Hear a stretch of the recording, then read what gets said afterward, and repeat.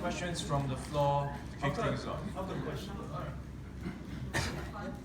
That was impressive. I've seen that before, and every time it's extraordinary the speed at which you can get through, in this case, coins, with the same actors, the same scope, just getting stuff done much quicker. It's impressive stuff. Quite a reasonable audience, not that resistant to change. Right.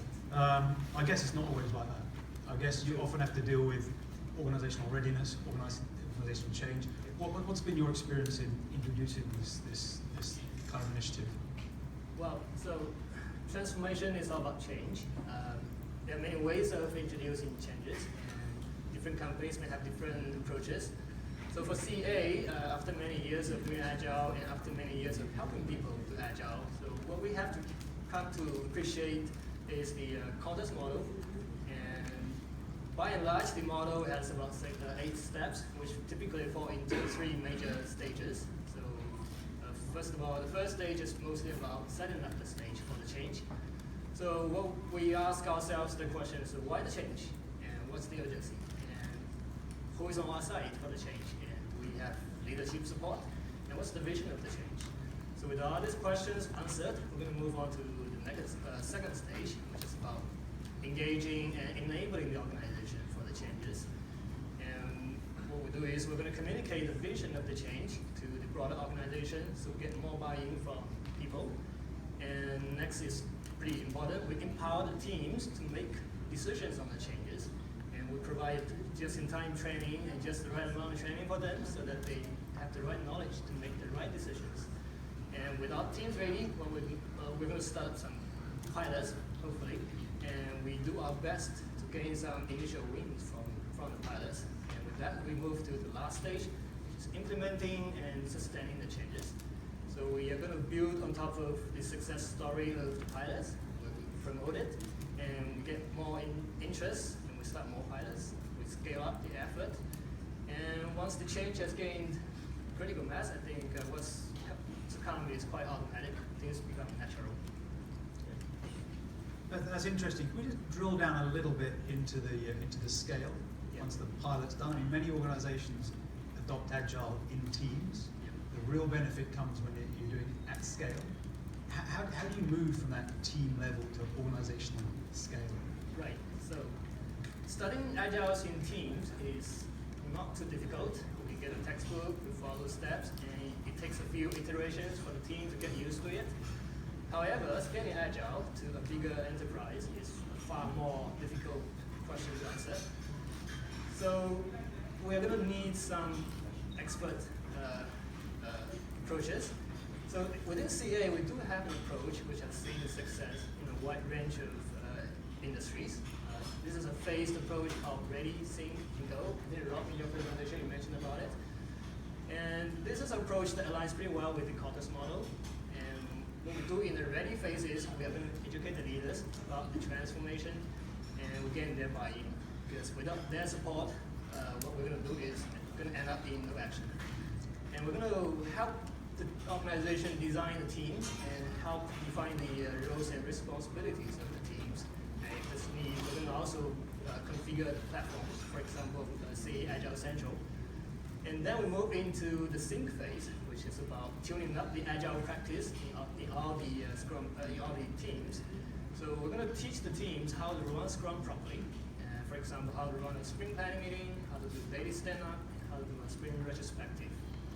And more importantly, we're going to get all the teams to sprint all at the same cadence.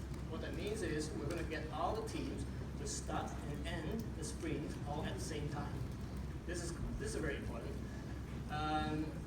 We'll then help the product managers to build up the initial backlog, and we refine it, and we help them to build a roadmap out of the backlog. So with all this preparation done and ready, and we're going to move into the go phase. We're going to kick off with the exciting event called Big Room Planning. And what we do is we invite all stakeholders into this big room, and we all do planning all together for the next foreseeable feature, say the next quarter. So what the teams will also do is they will work together collaboratively. They're going to resolve what dependencies do I have between the teams, and what risks do I have in the program. And at the end of the day, we're going to all commit to a common set of objectives for the program. And this ready, think, go approach is a pretty big change process. So as highlighted by one of our customers in Thailand, it's not something that's to be done by trial and error. This has to be a guided tool. And I'm pretty confident all the transformation consultants and coaches in CA will be able to help our customers. So the message is don't try it at home by yourself. Absolutely. Absolutely. Find an expert. I think we've got a few minutes left. Maybe if we've got a microphone, maybe ask if there's any questions in the audience around the topics we've discussed.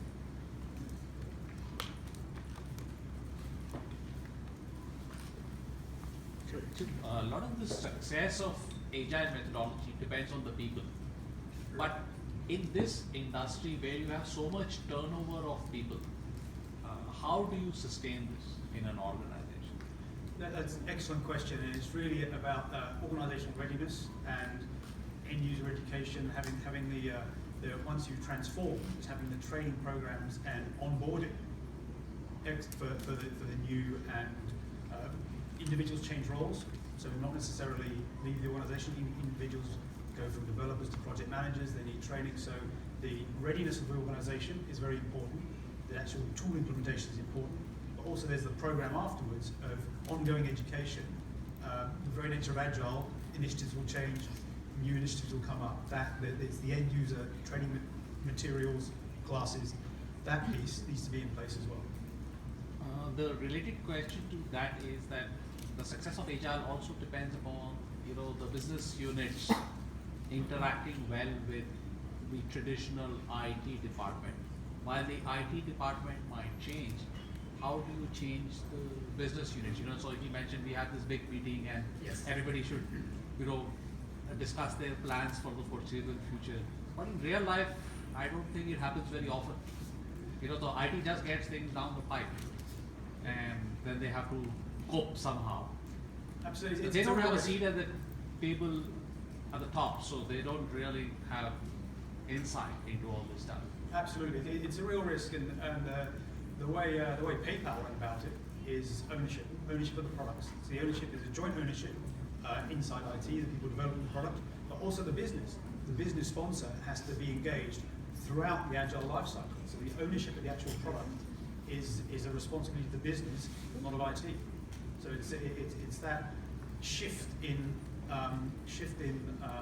perspective, shift in ownership from giving an idea to IT and waiting 6 to 12 months for an idea to come out, to actually collaborating and having those rapid feedback loops and the sponsorship ownership inside the business as well as inside IT. I have a question, Rob. So is DevOps the only way forward of delivering business services? Because there are verticals like defense and BFSI with very stringent regulatory and compliance frameworks. And for them, the traditional waterfall model would work. Yep. So what are your thoughts on this? There'll always be hybrid models, and the degree to which the model is agile, waterfall, or hybrid will depend on the organization. So defense, government in general will have strict regulatory requirements, which much stricter gateways regarding approvals, and with defense we hope it's safe, we hope it's approved, ministerial sign off and all those sorts of things. So the speed at which things need to be deployed may be slightly shorter, but we still need the DevOps and the service virtualization to get it done well. So it's not a case of not having, once something's been built using our Agile technologies, the testing, the service virtualization, the DevOps piece still needs to happen, and it needs to happen properly. So it's not a case we don't need DevOps. Absolutely, that's the one of the cornerstones. Once the application has been built, it'll just the degree to which the governance needs to be applied will depend on the organisation. Last question, I'm advised. One more question. The clock says 24 seconds. Sorry, 19. Okay, I think I think we're done. Thank you for your time, everyone.